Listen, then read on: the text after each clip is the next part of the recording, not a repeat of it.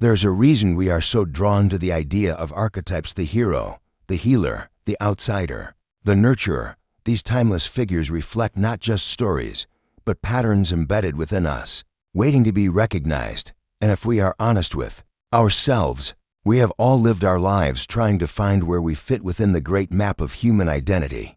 We ask ourselves again and again, who am I, truly? What drives me, hurts me, lifts me, and leaves me hollow? We think the answers lie outside, in our careers, in relationships, in accolades. But sometimes, the key is closer than we imagine. It flows within us, silent but ancient.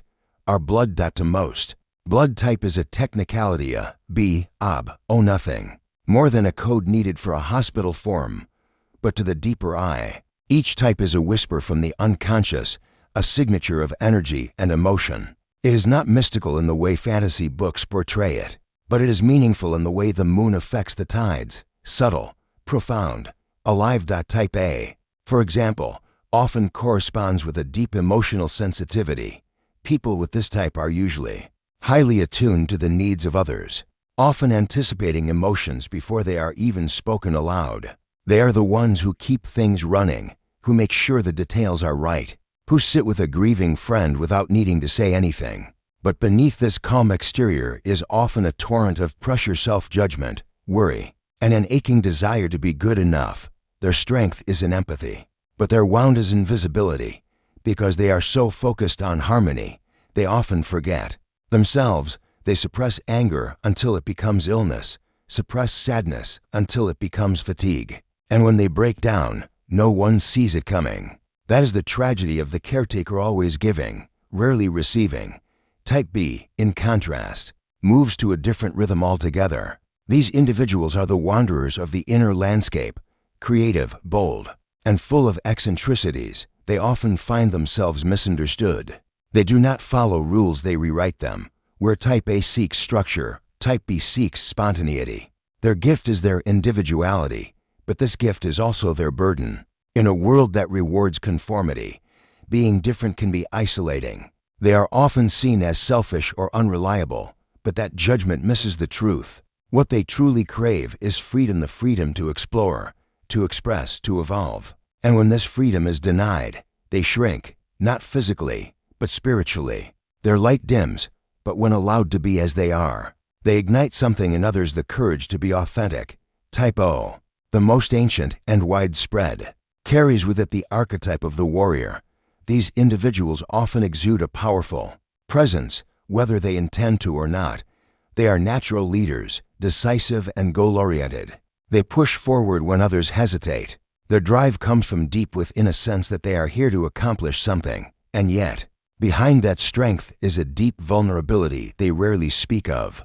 They are often terrified of failure, not because of pride, but because they feel that if they stop pushing, everything will fall apart. They've been carrying others for so long they've forgotten how to rest. The shadow of the warrior is burnout. It is the silent suffering behind the armor, the quiet loneliness of someone everyone depends on, but no one truly knows. And then, there's the rarest, the paradox. These individuals often contain the extremes. They can be logical one moment, emotional the next. They can sit in silence for hours, then suddenly speak with passionate intensity. It is not indecision, it is depth. They feel like they live between worlds. This internal duality can be confusing, both for them and for others. People don't know where to place them, and neither do they. But that is their beauty. They are not meant to be placed, they are meant to integrate.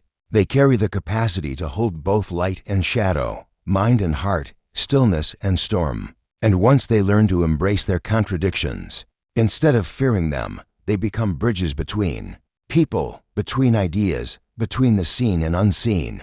What all this reveals is not a rigid system of categorization, but a mirror. The symbolic language of blood type does not box us in. It reveals the inner architecture of our personality, our struggles, our gifts. We are not our labels, but we are shaped by patterns, and those patterns often show up long before we understand them. A Type A child may feel the weight of responsibility before they can spell the word. A Type B teenager might feel alone in a room full of people, wondering why no one seems to get them.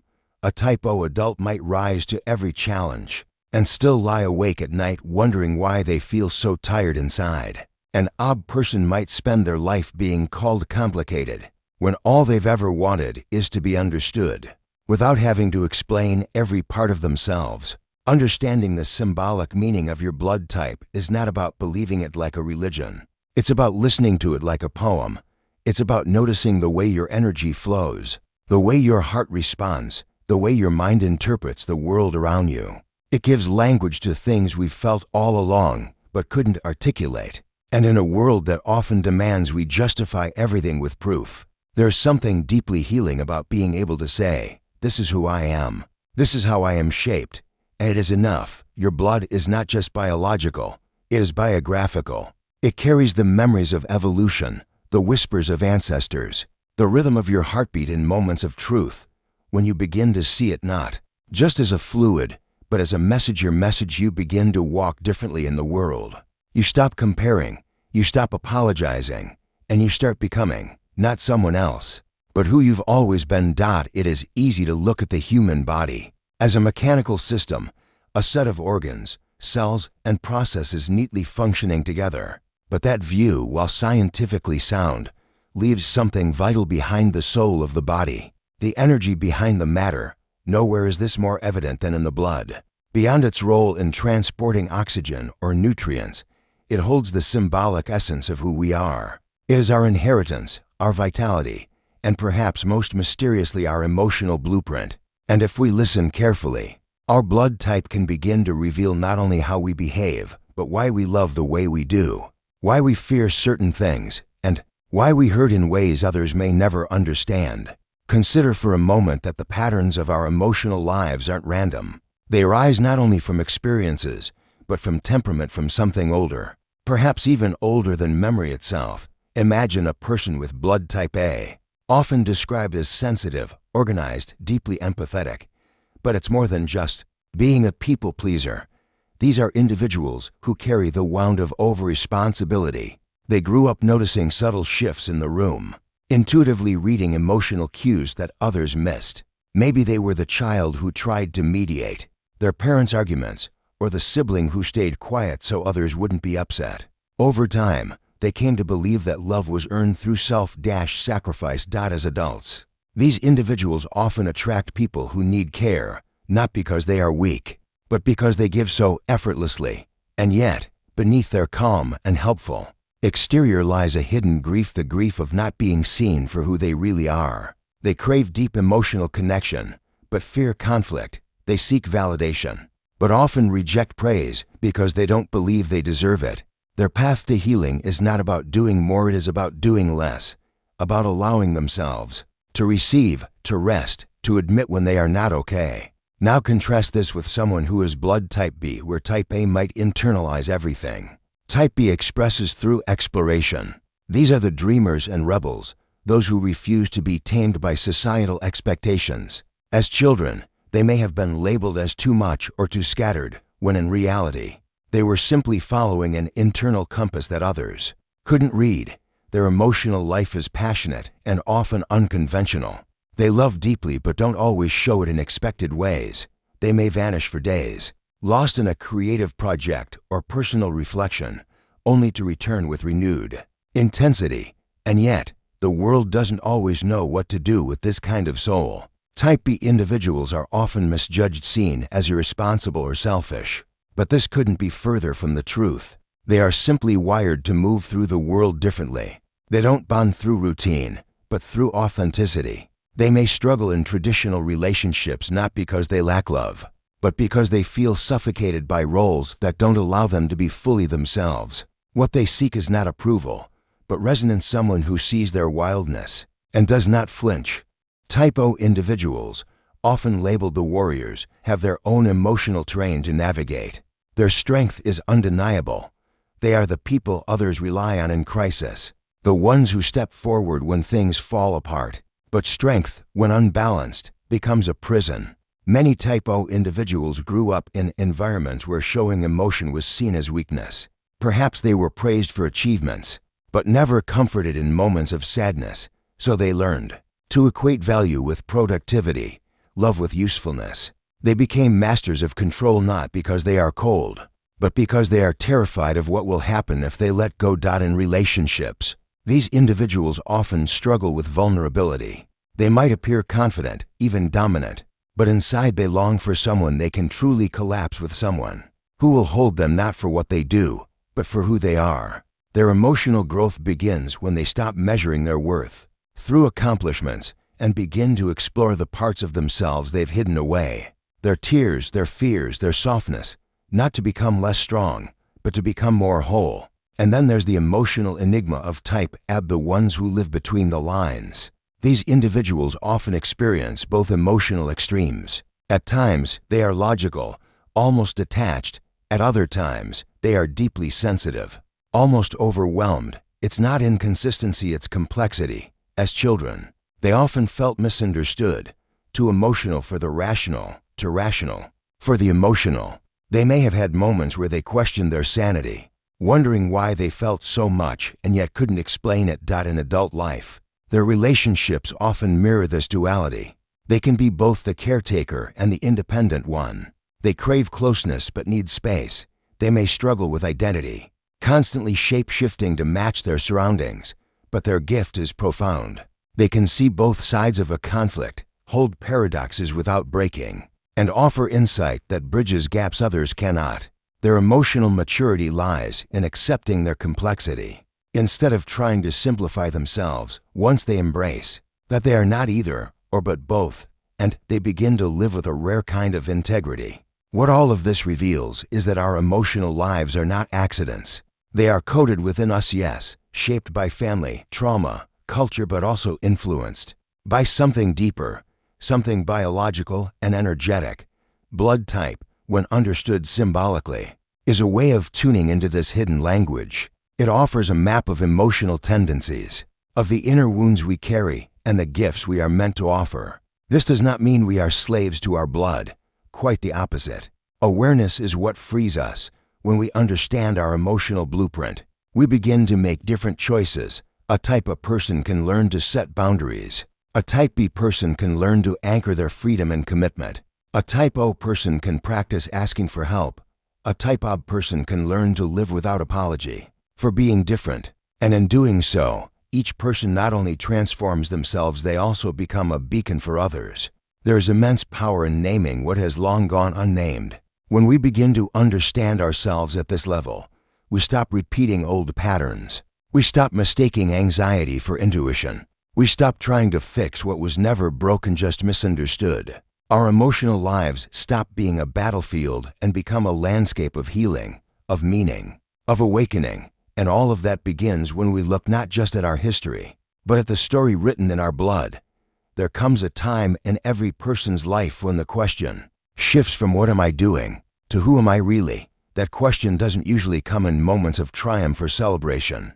It comes in the quiet after chaos. It arrives when a relationship falls apart and you're left staring at the walls, wondering why you keep choosing the same pain. It shows up when you've accomplished everything you were told would make you happy, but the emptiness inside only grows louder. And in those moments, the search begins not for success, but for meaning, not for applause, but for alignment. And for some, the key to that alignment lies in places they've never thought to look like the blood silently flowing through their veins. The blood has memory, not in the literal sense, but in a symbolic one. It carries the rhythm of your ancestors, the residue of their choices, traumas, dreams, and spiritual patterns. It pulses with unspoken stories, many of which continue to play out in your own life in subtle but powerful ways. Understanding your blood type, then, is not just a physiological fact, it can be a spiritual invitation. An invitation to examine the patterns that live within you and to ask, what is mine to keep and what is mine to break? For many, this process begins with a confrontation of inherited emotional wounds. You may be someone who constantly doubts your worth, even after years of self-development. You may find yourself giving endlessly, afraid to ask for anything in return, or perhaps you swing between isolation and longing, unsure whether to trust others or protect yourself. These are not random emotional patterns often, They're embedded within the deep cellular and energetic blueprint of who you are. And though environment and upbringing play a huge role, the emotional temperament you were born with, often reflected through your blood type, can be the missing link in your healing. Take, for example, the individual who has spent their life being hypervigilant, always anticipating the moods of others, constantly working to make themselves easy to love.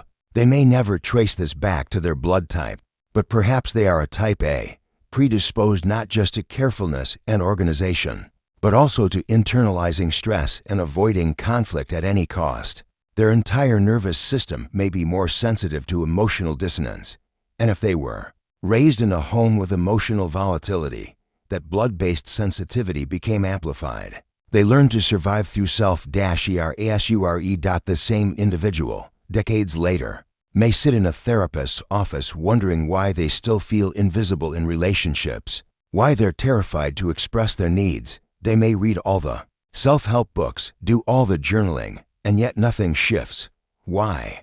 Because the root isn't only psychological, it's biological and energetic. When they begin to recognize that their nature is not a flaw but a feature, everything starts to change. Healing doesn't come through suppression. It comes through understanding, through embracing the traits they were born with and finding empowered ways to express them rather than repress them. The same holds true for someone with blood type O-driven, focused, often admired for their strength and resilience. These individuals are frequently the pillars others lean on, but strength, unchecked, becomes armor, and behind that armor is often a profound fear. If I stop performing, will I still be loved? These individuals may not cry often, they may not speak of their fears, but they feel them deeply. And their journey is not about becoming less strong, it's about discovering that true strength includes vulnerability, that their value is not just in what they give, but in who they are. Type B individuals, with their passion and unpredictability, often walk the tightrope between self-expression and alienation. Their emotional patterns might involve bursts of creativity, followed by stretches of withdrawal. They may feel misunderstood. In conventional environments, their unique rhythms clashing with societal expectations. But again, this isn't dysfunction, it's design. When they embrace their natural flow, when they find outlets that honor both their solitude and their expression, they stop trying to fit in and instead begin to belong to themselves. And from that place, they attract people who resonate with their true frequency, not the mask they use to wear. And then there is type AB, the harmonizer, the paradox. Often seen as mysterious or elusive, these individuals carry within them both the rational and the emotional, the skeptical and the intuitive. Their emotional patterns can be subtle, often hidden even from themselves. They may struggle to name their feelings, not because they are disconnected, but because they feel everything all at once. Their journey is about integration, to stop trying to choose between parts of themselves and instead embrace the whole. To know that being contradictory doesn't mean being confused, it means being complex. And complexity, when honored, becomes wisdom. What emerges from all of this is a deeply humbling truth, that we are not here to reject our nature. We are here to understand it. Your blood type is not your fate, but it is part of your emotional fingerprint. And when you study it not as a limitation, but as a map, you begin to decode the emotional puzzles that have haunted you for years. You realize that your patterns were never punishments, they were signals, and healing is not about becoming someone else, it's about becoming more deeply yourself. This understanding becomes even more powerful in the context of relationships.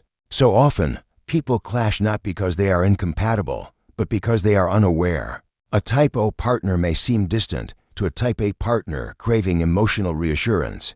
A type B child may frustrate a type A parent who needs predictability. A type AB employee may seem inconsistent to a type O manager who values discipline. But when both people understand their emotional templates, shaped in part by blood type, they stop making it personal. They start seeing each other clearly. Compassion replaces judgment. Communication replaces confusion. And perhaps that is the ultimate gift of this knowledge, not just personal insight, but relational harmony. When we understand our design, we stop resenting it. When we understand the design of others, we stop trying to change them. We begin to speak each other's emotional language. We begin to forgive not just others, but ourselves. We begin to rewrite the stories that were written before we had the words to challenge them. In this way, your blood type becomes more than a medical detail. It becomes a key, not the only one, but a meaningful one, a key that opens the door to deeper self-awareness, emotional healing, and authentic connection. It becomes a path back to the self you've always been, underneath the pain, beneath the conditioning quietly waiting for you to return. So in the end, perhaps it was never just about biology. Perhaps your blood type is not merely a classification, but a sacred symbol, one that speaks a language beyond science, one that whispers of your temperament, your wounds, your calling, and your potential. You are not here by accident. The way you feel, the way you process the world, the emotional rhythms that pulse through you, they are not signs of weakness or strangeness. They are your inner blueprint, waiting to be understood rather than suppressed. When you begin to honor the design of your being, life softens. What once felt like internal conflict begins to make sense. You stop fighting yourself and start cooperating with the truth of who you are. You stop copying others and start trusting the wisdom encoded in your blood, in your nervous system, in the very architecture of your soul. The journey ahead is not about changing your nature. It is about awakening to it. And once you do, you will no longer seek permission to be yourself. You will no longer wait for the world to validate your worth. You will walk with a deeper peace, because you will finally know, I was never broken. I was only waiting to be seen. And now, you see, let your blood be your beginning. Let your awareness be the path. And let your healing be the revolution that not only transforms your life, but ripples out to everyone you touch. Because when one person returns to their true self, the whole world shifts, even if just a little. And that little shift is everything.